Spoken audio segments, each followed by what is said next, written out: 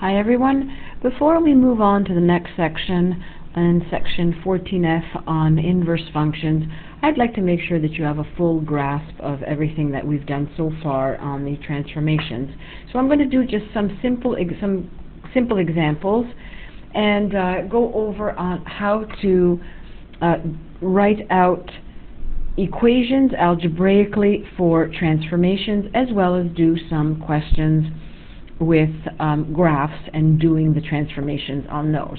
So let's start with finding the image equation of y equals negative 4x squared under a translation of 2 and negative 3. Now what that entails is that wherever there is a value of x, I will replace that with x minus 2, and wherever I have a y, I will replace that with a y plus 3. So that in the actual given equation y equals negative 4x squared, I will then have y plus 3 is equal to negative 4 bracket x minus 2 all squared. So that in simplifying, I have y plus 3 is equal to negative 4 bracket x squared minus 4x plus 4, and then y plus 3 is equal to negative 4x squared plus 16x minus 16. And from here, all we need to do is we simply need to clean this up, in that we want to just simplify and bring everything over to the other side so that we isolate for y. So that I've got negative 4x squared plus 16x, and then bringing the 3 over to the other side would go to negative 19. So there is my translated graph. All right. The alternative way to do this would have been to just leave it also as y is equal to negative 4 bracket x minus 2 all squared minus 3. And that would have shown me the exact same equation as the one below here on negative 4x squared plus 16x minus 19. This is showing me that I have a horizontal movement of 2 units to the right and 3 units down. Okay, if we want to do y equals root x under a reflection in the x-axis, so what that simply means is that wherever I have a y, I will replace it with a negative y, because when we have a reflection in the x-axis, it is our y values that are changing. So given the equation that we have, negative y is equal to the root of x, and because I don't want to have negative y, I want to have y, then I will bring the negative over to the other side, where I'll have negative root x. Now, if I want to do a vertical dilation, let's see the part C here, y is equal to 3x plus 4, and we have a vertical dilation with factor of 1/2. So what that simply means is that wherever I have, because y is already isolated for, then I will say y is equal to 1/2 of 3x plus 4. So that my answer would just turn out to be 3 over 2x plus 2. Okay, so that would be those would be some of the examples that we would be looking at. Let's take a look at another example where we have y is equal to 6 minus 2x under a reflection in the line y equals x. Now the line y equals x reflection means that my xy values, technically when they undergo a reflection in the y equals x line, they will go to yx. So we will switch our x's and y's. And that's exactly what I'm going to do. Wherever I have a y, I will replace it with x, and wherever I have an x, I will replace it with y, so that I will end up getting x is equal to 6 minus 2y, and then from here, I will then isolate for y again, because our equations are going to be written as y equals as opposed to x equals. So that I will say x, I can say that 2y is equal to negative x plus 6, and that y is going to equal negative 1/2 x plus 6 over 2, which is 3. Now, if we have y equals 2x squared plus 3x plus 5, and it's with a horizontal dilation with a factor of 1/2, Well, what that means is that wherever I have an x, because it's a horizontal dilation, I am going to be dealing with the x values. So I'm going to take my equation here and I'm going to use my scale factor. My scale factor tells me that all my values of the x are going to be multiplied by 2. Because my scale factor is 1/2, it's like saying 1 over a, and if my value of a is equal to 1/2 in this case, then it's like as if I were saying 1 over 1/2, which tells me that the whole thing goes to 2. So wherever I have an x, I will replace it with 2x. So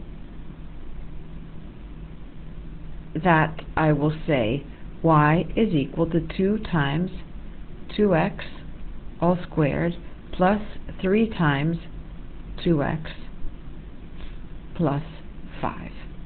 And therefore, I end up getting 2 times 4x squared is 8x squared plus 6x plus 5. So anywhere I had x, I replaced it with 2x.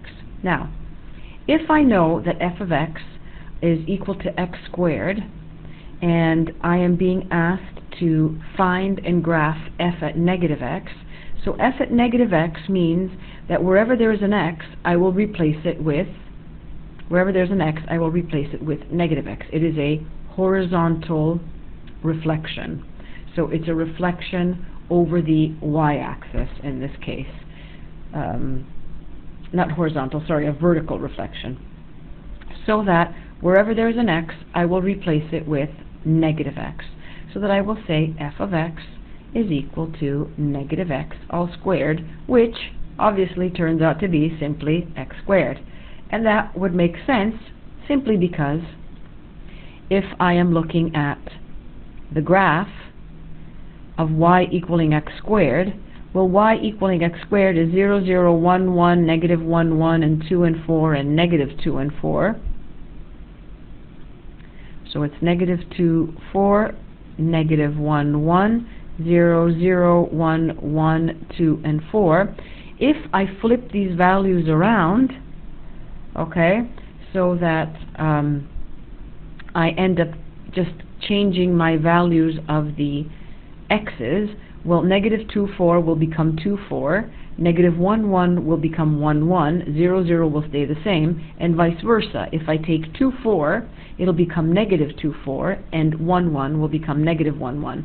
So it turns out to be exactly the same graph because it is a reflection over the y-axis, so that the left-hand side of my graph, of my parabola, gets reflected onto the right-hand side, and the right-hand side gets reflected over the left-hand side. So I have exactly the same graph.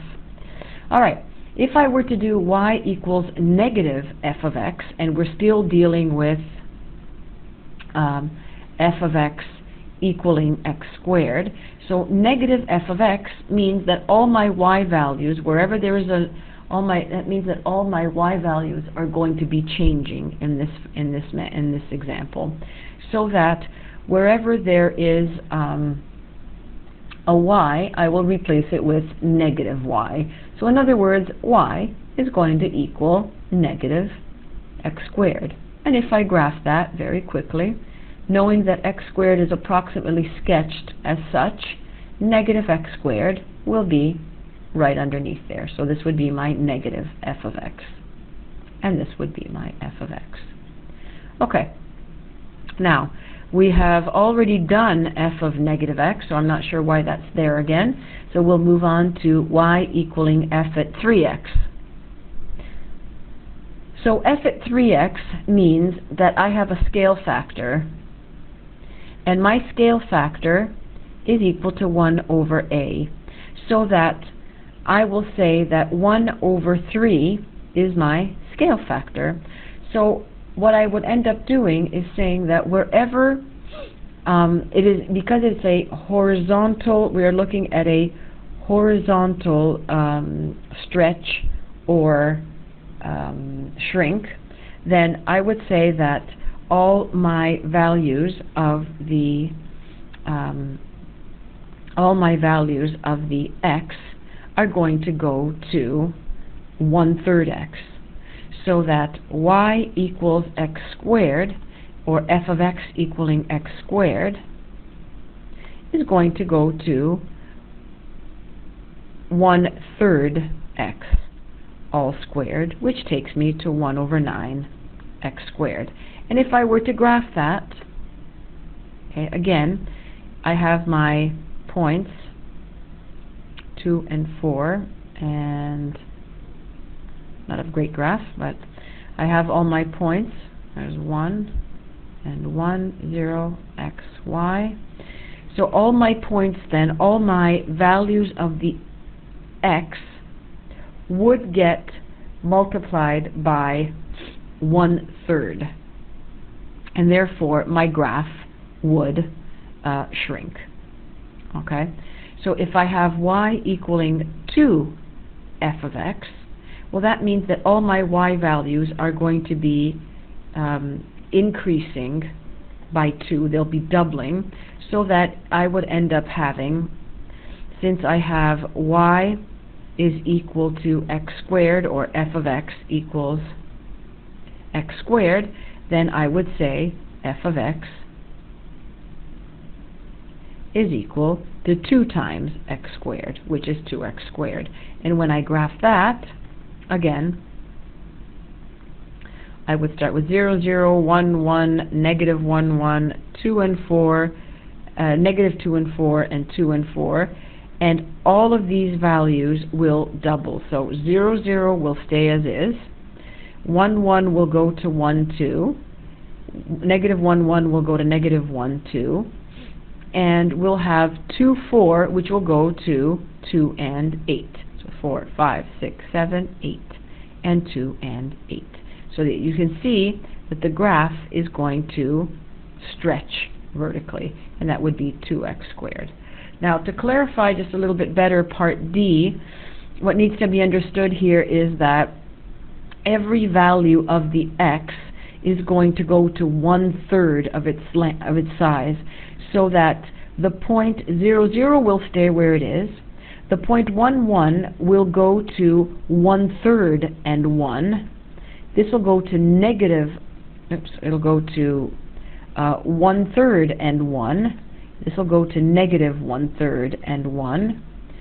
And our graph, our point 4 times 1/3 would go to 4/3, which would be in here somewhere. So our graph would shrink somewhat. Okay.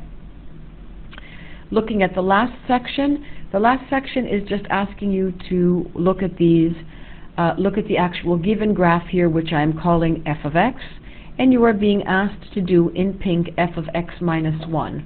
F of x minus 1 means that I'm moving my graph 1 unit to the right horizontally, so the point 1, 2 would be here, this point 4, 2 would be here, that point would go there, and that point would go there. So our graph would now be moved over 1 unit to the right. If I do negative f of x, that means that I'm taking all of my y values and turning them over the x-axis, so it would go to 1 and negative 2, and it would go to 4 and negative 2, it would go to 4 and negative 4, and then 7 and negative 4. So that my graph for the blue would be as such. There's my reflection over the x-axis.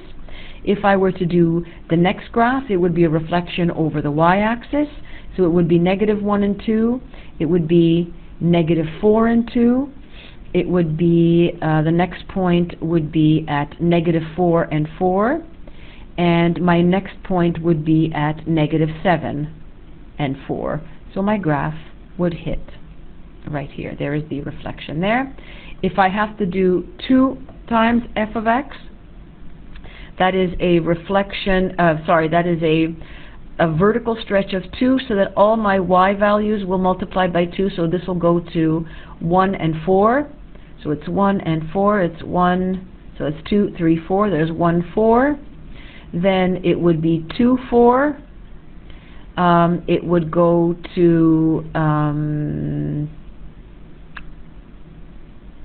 2, 4 would be here.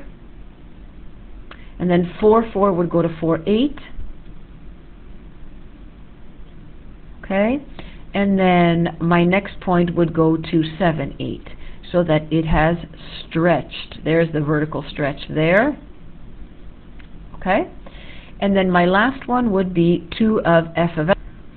And 2 of f of x means that all of my x values are going to be halved, because I'm going to be using the scale factor of 1 over a, which would turn it into 1/2.